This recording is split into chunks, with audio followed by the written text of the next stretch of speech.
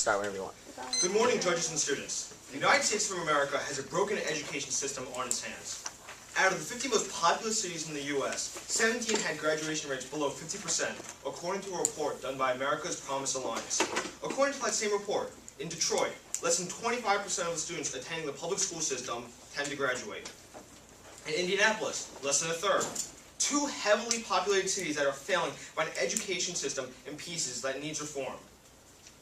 That is why today it should be resolved that the U.S. federal government should enact a policy to significantly improve the quality of teaching in all public schools via one or more of the following areas: compensation, tenure/job security, teacher training/certification, and evaluation.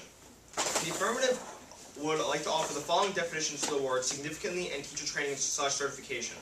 According to the Merriam-Webster Dictionary, significantly means having or likely to have influence or effect. Teacher training/certification is defined as the way teachers are educated to become teachers and tasks they must complete in order to get certified.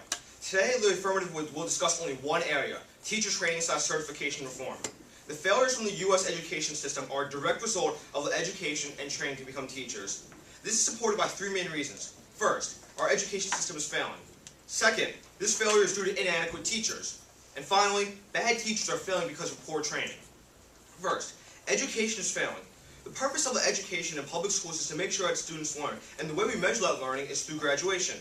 And to learn effectively, students must graduate high school to ensure they have completed their education. However, graduation rates in the United States have fallen below 25% in Detroit, and graduation rates as a whole are not doing well. According to the same report by America's Promise Alliance, an organization aimed to improve children's lives, approximately 1.2 million high school students in public schools drop out and fail to graduate. Colin Powell, former Secretary of State and founder of the IRS, said about that number that when more than 1 million students a year drop out of high school, it's more than a problem. It's a catastrophe. This problem becomes even worse when you look at urban areas, where a large part of our nation lives. As reported by America's Promise Alliance, the high school graduation rate for the 50 largest cities in America was 53%.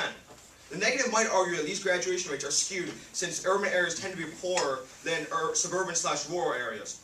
However, these urban areas are part of the United States education system, and they are failing badly. These numbers don't lie. As a nation, we're not being educated well enough, and the system that should do it is in need of repair. Now, who is to blame for the failures of the education system? The majority of failures come from one factor: teachers. The quality of teachers as a whole in America is in need of change, as they are primarily responsible for the failures of the U.S. education system. According to evidence reviewed by McKinsey & Co., a management consulting firm, most school teachers are recruited from the bottom third of college-bound high school students. Also, a Newsweek article titled "Why We Can't Get Rid of Failing Teachers" states that, and I quote, "The weakest teachers are relegated to teaching the neediest students, poor minority kids in inner-city schools." And in that same article, Katie Haycock of the Education Trust says that the research shows that kids who have 2, 3, 4 strong teachers in a row will eventually excel, no matter what their background, while kids who have even 2 weak teachers in a row will never recover. And in a study conducted by the Tennessee Department of Education, and I quote, "Low-income and minorities children have the least access to the state's most effective teachers and more access to the state's least effective teachers." The fact that the low-income, non-educated children are being taught by bad teachers show that when there is a bad teacher in the classroom, there are bad results. Also, analyzed data from Los Angeles schools found that providing top quartile teachers rather than bottom quartile teachers for 4 years in a row would be enough to completely close the achievement gap between white and African American students. Clearly, the quality of teaching directly correlates to student success, and with the students failing, it is safe to say that teachers are failing in teaching well. The failure of our education system can be pinned to the teachers. As has been stated in the evidence above, that in the urban areas, the area that is performing poorly is receiving worse teachers than non-urban areas. But what causes teachers to be so ineffective? It all goes back to the beginning, the root of the problem: how they are trained. With any occupation, without the proper training entails to a poor finished product. An improperly trained doctor can't treat his patients. An improperly trained architect will design a poor building. An improperly trained teacher won't be able to teach his or her students. The current system for teaching is that teachers must get a course on education. These courses vary by state and culminate in a simple test to tell whether they're qualified to be a teacher. This system needs change, and it is flawed in numerous ways. The biggest problem with the current system is that there is a lack of practice when learning.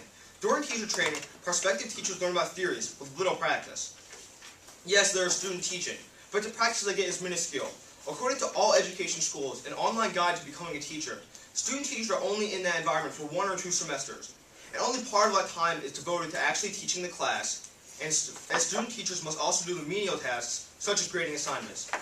Can you truly get the hands-on experience for something you hope to do for the rest of your life by practicing it for one semester? Also, according to that same guide, teacher training programs generally send you to a high-performing school, such as Upper Dublin. However, inner-city schools are nothing like the schools that most student teachers teach at.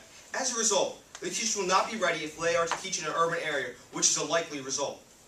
The status quo for teacher training is too easy for teachers. They rarely practice teaching, and when they do, it's too short of a time period in a school that won't represent their actual destination. The problem with teacher training is that it leads to bad teachers, which in turn leads to a failing education system. We must change these components if we hope to be a greater nation, a more educated nation. If we don't, then our future leaders will grow to be so uneducated that our nation will cease to be so successful. Thank you.